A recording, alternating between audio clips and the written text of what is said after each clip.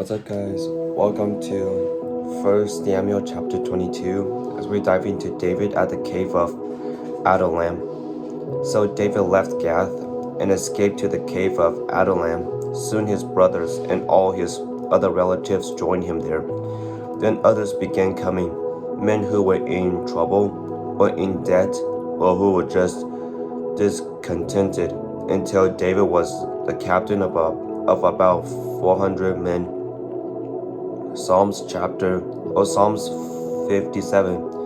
for the choir director, a psalm of David regarding the time he fled from Saul and went into the cave.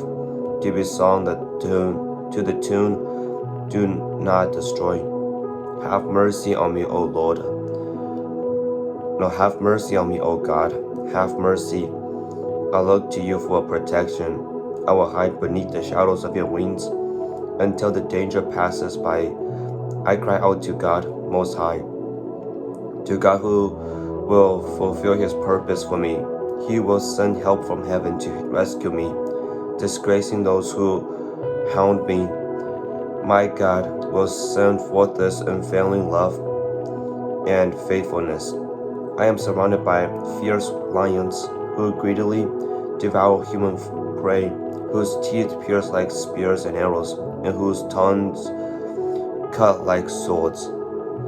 Be exalted, O God, above the highest heavens. May your glory shine over all the earth. My enemies have set a trap for me. I am weary from distress. They have dug a deep pit in my path, but they themselves have fallen into it. My heart is confident in you, O God. My heart is confident. No wonder I can sing your praise. I wake up my heart. Wake up, O lyre and harp. I will make the dawn sing with me.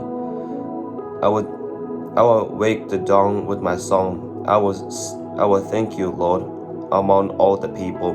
I will sing your praises above the nations, for your unfailing love is as high as the heavens. Your faithfulness reaches to the clouds. Be exalted, O God, from the highest heavens. May your glory shine over all the earth. Psalms 142, a psalm of David regarding his experience in the cave, a prayer. I cry out to the Lord. I plead for the Lord's mercy. I pour out my complaints before him and tell him of all my troubles. When I am overwhelmed, you alone know the way I should turn. Wherever I go, my enemies have set traps for me. I look for someone to come and help me, but no one gives me a passing thought. No one will help me. No one cares a bit what happens to me. Then I pray to you, O Lord. I say, you are my place of refuge. You are all I really want in life. Hear my cry, for I am very low. Rescue me from my persecutors, for they are too strong for me. Bring me out of prison so I can thank you. The godly will crowd around me, for you are good to me. 1 Chronicles chapter 12, verse 8 to 18. Warriors join David. Some brave and experienced warriors from the tribe of Gad also defected to David while he was at a stronghold in the wilderness. They were expert with both shield and spear, as fierce as lions and as swift as deer on the mountains. Ezer was their leader. Abadiah was second. Eliab was third. Mishmana was fourth. Jeremiah was fifth. Atad was sixth. Elio was seventh. Johanna was eighth. Elzabad was ninth. Jeremiah was 10th. Macbana was 11th. These warriors from Gad were army commanders. The weakest among them could take on 100 regular troops, and the strongest could take on 1,000. These were the men who crossed the Jordan River during its seasonal flooding at the beginning of the year and drove out all the people living in the lowlands on both the east and west banks. Others from Benjamin and Judah came to David at the stronghold. David went out to meet them and said, "If you have come in peace to help me, we are friends. But if you have come to betray me to my enemies, then when I am innocent, then may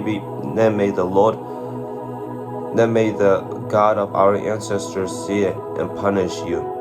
Then the Spirit came upon Amasiah, the leader of the 30th, and he said, "We are yours, David. We are on your side, son of Jesse. Peace and prosperity be with you, and success to all who help you, for your God is the one who helps me."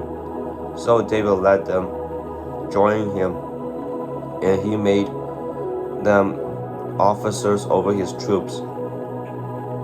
1 Samuel chapter 22. Verse 3. David protects his parents. Later, David went to Mizpah in Moab, where he asked the king, "Please allow my father and mother to live here with you until I know what God is going to do with me." So David's parents stayed in Moab with the king during the entire time David was living in his stronghold. David returns to Judah. One day the prophet Gad told David, "Leave the stronghold and return to the land of Judah." So David went to the forest of Hereth. The news of his arrival in Judah soon reached Saul. At that time the king was sitting beneath the tamarisk tree on the hill at Gibeah, holding his spear and surrounded by his officers. "Listen here, you men of Benjamin," Saul shouted to his officers when he heard the news. "Has that son of Jesse promised every one of you vineyards? Has he promised to make you all generals and captains in his army? Is that why you have conspired against me? For now one of you told me when my own son made a solemn pact with the son of Jesse, 'You are not even sorry for me.' Think of it, my own son encouraging him to kill me, and as he is trying to do this very day." Then Doeg the Edomite, who was standing there with Saul's men, spoke up. "When I was at Nob, he said, I saw the son of Jesse talking to the priest Ahimelech, son of Ahitub. Ahimelech consulted the Lord for him. Then he gave him food and the sword of Goliath the Philistine, the slaughter of the priest." King Saul immediately sent from Ahimelech and all his family, who served as priests at Nob. When they arrived, Saul shouted at them, "Listen to me, you son of Ahitub." "What is it, my king?" Ahimelech asked. Why have you and the son of Jesse conspired against me?" Saul demanded. "Why did you give him food and a sword? Why have you consulted God for him? Why have you encouraged him to kill me, as he is trying to do this very day?"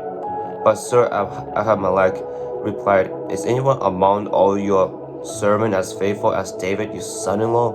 Why, he is a captain of your bodyguard and a highly honored member of your household. This was certainly not the first time I consulted God for him. May the king not accuse me and my family in this matter, for I know nothing at all of this any plot against you. You will surely die, Ahimelech, along with your entire family," the king shouted, and he ordered his bodyguards, "Kill these priests of the Lord, for they are allies and conspirators with David." Then they knew that he was running away from me, but they didn't tell me. But Saul's men refused to kill the Lord's priests. Then the king said to Doeg, "You do it." So Doeg the Edomite turned on them and killed them that day. 85 priests in all, still wearing their priestly garments. Then he went to Nob, the town of the priests, and killed the priests' families, men, women, children, and babies, and all the cattle, donkeys, sheep, and goats. Only Abiathar,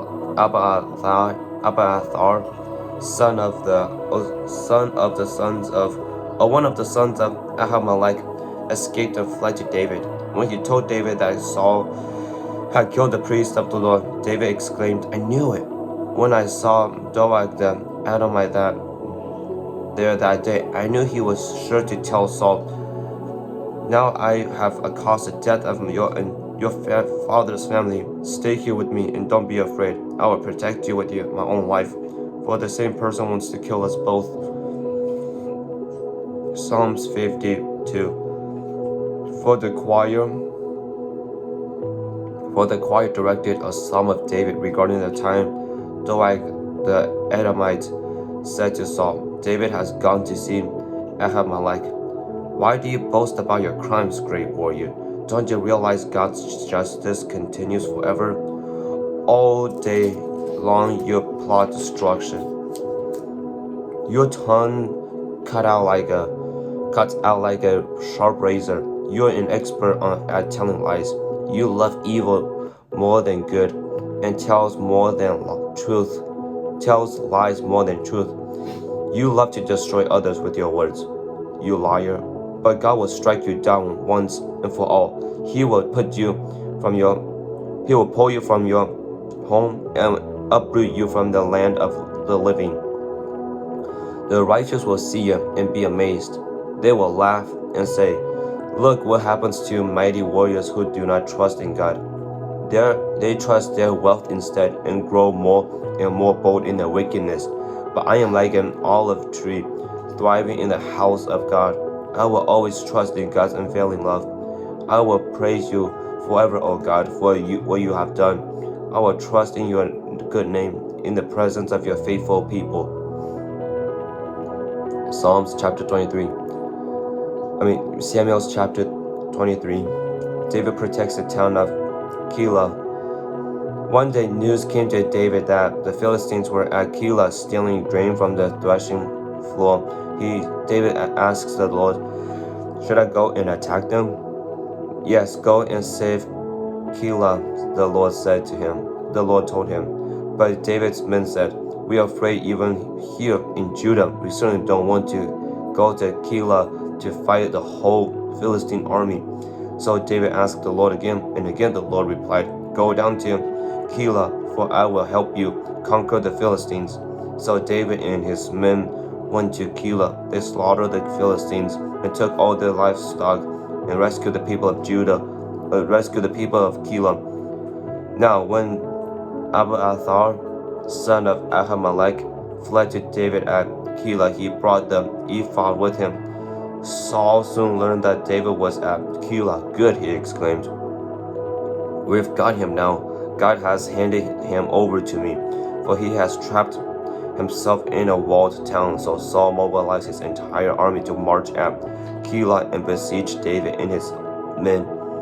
But David learned of Saul's plan and told Abiathar, the priest, to bring the ephod and ask the Lord what he should do. When David prayed, "O Lord, God of Israel, I have heard that Saul is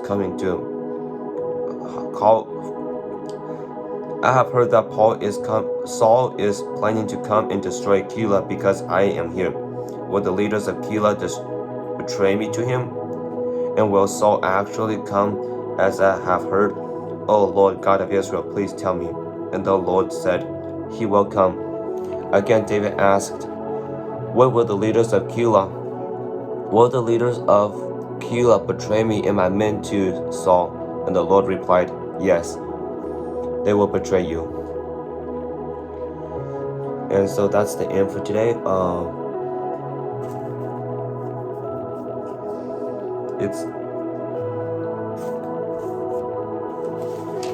There's at a point there should be a time for people to, in general, you shouldn't be holding grudges against people. But I felt like there's like a fine line between holding grudges for like this amount of time versus like Saul like literally like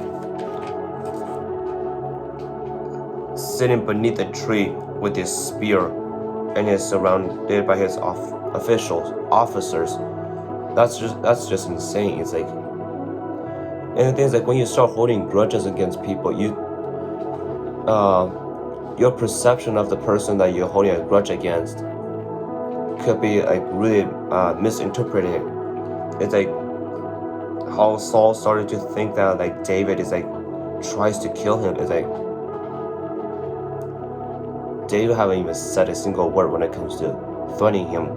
And it was interesting because the priest literally talks about how who David is to Saul, as in verse 14 it says, "Is anyone among all your servants as faithful as David your son-in-law? Why, he is the captain of your bodyguard and a highly honored member of your household." And so with that, it's like at this point I'm just gonna assume that the demon has taken like a full possession of Saul, or Saul has fallen so deep into the darkness where it's like everything he sees is considered evil. He sees a priest as evil, even though the priest has done nothing. And then he sees David evil. He even sees his son as evil for helping David, which is insane. It's like if Saul was put into that place of being threatened, I think he would be running away from the person who tries to kill him as well. And so it's just crazy that he is literally complaining to everyone about how like Jonathan betrayed him and how like Jonathan kind of disgraced him. It's like at this point you are the one who's disgracing yourself. You're the one who's like holding grudges against people. You have to let go of your grudges, or it will turn you into this very demonic, very evil presence in everybody's life. And like the way it just makes you feel depressing all the time. It's like you have to let go of the bond that's holding you. And so that could be said in a lot of things: relationships, financial,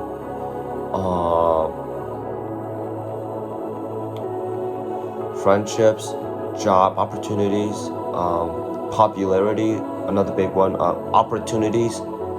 It's like these, when I say opportunities, it's like when those opportunities are being shut, when God shut the doors on those opportunities, let go of these opportunities. Don't hold on to them. There's a reason for why God says, no, I don't want you to do this. So instead of just holding on and say, oh God, come on, let me just give me a shot. It's like just dude, just stop. It's like, and the thing is like, when you start to do something like that and become very persistent about it, then God is like, because He's loving, He's gonna give you into your sinful, give you into your heart's desire. And with that, it's like maybe God is trying to keep you away from like suffering from something that's within the opportunity. And God says, okay, if you really want this opportunity, then I guess I'll give it to you, and then you have to go experience it yourself of why. And then after going there and experiencing it, you realize why it's not a good opportunity. And the sad thing is like people get upset with God for the bad thing that's going to happen to them, but it's like God is like literally trying to keep you away from them, keep you away from whatever that you whatever your heart is desiring for. And because you didn't want to listen to God, because of how loving God is, God says, okay, I'm gonna give this into you. I'm gonna let you do this. So if God shuts a door on you, just let go, guys. Don't be a bitter person like Saul. Don't be an angry person like Saul. Don't miscue, I think that's the term, I'm not sure. Don't get your views of people twisted. even those people who are really nice, who are really so good to you. Don't let those people twist you into. Don't let grudges do that against you. But yeah, it was interesting how verse 17 it talks about how David went out to meet other people from Benjamin and Judah in the stronghold, and how David said, if you have come in peace to help me, we are friends. But if you have come to betray me to my enemies when I am innocent, then may the Lord of our God, may the God of our ancestors to see it and punish you. And so with that stood out to me, because like David is like, he didn't go about it in a sense like, if I see you as an enemy, I'm gonna kill you, I'm gonna punish you myself. He trusts that God will point out the enemies within his own little army, and it just shows like David's how should I say it? It shows like David's like maturity and like mercy towards those who are enemies to him. He does not want to be the one to carry out the judgment upon people. He wants God to do that, because he believes that that's God's job, and I too believe that. It's like we shouldn't be like going punishing other people for the things that they've done to us, because it's like at the end of the day, it's like we have to realize that God sees each of our actions, and He will judge us in accordance. And so if we can not escalate the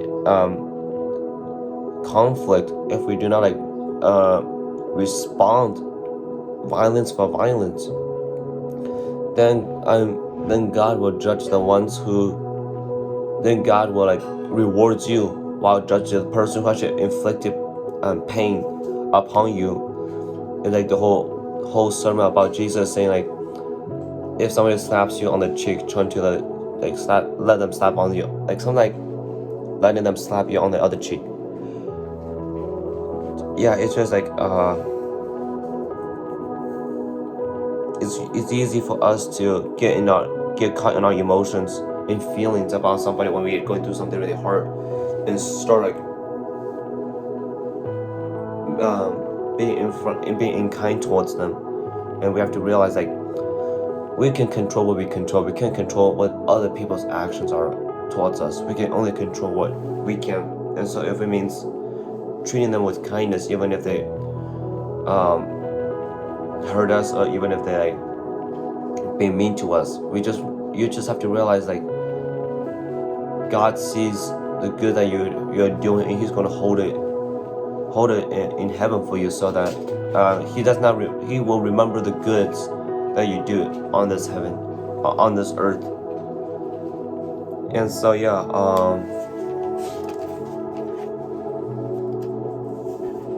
Psalms 57 I really love Psalms 57, where it talks about, have mercy on me, O God, have mercy. I look to you for protection. I will hide beneath the shadows of your wings. I just really love that, because it's like, it shows like, if we're staying faithful to God, you realize like how much easier like internally you feel about life. Like my sense of being worried about things is like really low, because I trust the God who holds me in His arms and say, I got you. You don't have to live in fear. And like this is a so appropriate song when it comes to David, when he fled from Saul. It's like, we have to realize like, no matter how hard our circumstances are, that God has always watched over us and will always watch over us if we just stay faithful to Him and trust that He will bring the good out of something that's dark, and may our faith grow in the midst of our sufferings. And yeah, and it's just and I really like how like David says, I cry out to God Most High, and to God who will fulfill His purpose for me. It's like I believe that all of us are alive for a purpose, and I just pray that may all of us fulfill our purpose. It may be a lifetime to figure out what our life purpose is, but I just hope that we can all realize that our main purpose in life, number one, is to love God with all our heart, mind, and soul. There's not a greater purpose than that I can see. So, but and then Psalms 57 keeps talking about how praying that God, I have my heart I have my confidence in God because of how good He is to me and how powerful He is, and that in the midst of our sufferings, we should be praising God. We should be worshiping God in the midst of our sufferings. It just shows God that we can worship Him during our hardest moments, that we don't worship Him only when good things happen to us, that we can also worship Him in the midst of our painful moments, as it is clearly shown through David's life experience. He's gone through so much injustice, and yet instead of sitting and pouting and creating a pity party for himself, he starts to praise God for all that He has done for him, which is absolutely amazing. It's all of us at some points in our life where we create pity parties for ourselves and just sit there and be mad at the world and be mad at God, but it's that's not getting us anywhere and stuff. But yeah,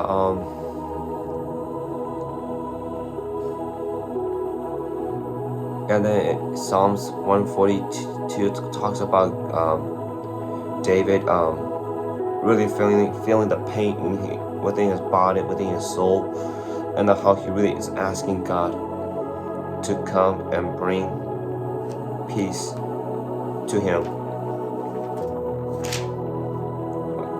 and rescue him from those who tries to do evil against him. And it's crazy how God is able to hear our cries, how He's able to rescue us from our enemies, and how I love the last part in verse 7 where it says, "The godly will crowd around me, for you are good to me." God, when you go through something really hard, God will surround you. God will give you the people that you need to help you through certain situations. God is going to be able to say God is able to surround you with people who loves Him and who also loves you. And so don't push those people away from you when you're going through something that's really difficult. I made the mistake. I don't know if I made the mistake, but because I think it works differently for every person when it comes to working through their traumas, working through their struggles. But yeah, just realizing if God has put somebody in your life, may you recognize it and draw them closer towards your heart, and thank God for the goodness that He has shown towards you by providing you with this friend and stuff, especially when they have love for God just as much and stuff. So other than that, I don't have much anything else to say except for the part when David apologizes for the death of apologizes to Abba Athar, for he was the cause of his family's death. But you have to realize, but David, I love his heart, I do, but he did not cause his family's death. He didn't even know that he's gonna, because if he knew that by any chance of him going to this priest that his family would be murdered, he would not have gone. And so David has to realize and this was something we have to realize as well, the evil actions that are being done against us are not because of us. It's because of the evil people that are doing them. So don't be sorry for the effects it causes, because it's not, you didn't do anything. You could be I guess you could be sorry for those things happening, but you shouldn't be punishing yourself for the actions of other people when they do something extremely evil towards you and towards your friends and families. But yeah, other than that, I don't have anything else to share, so may you guys go and walk with God.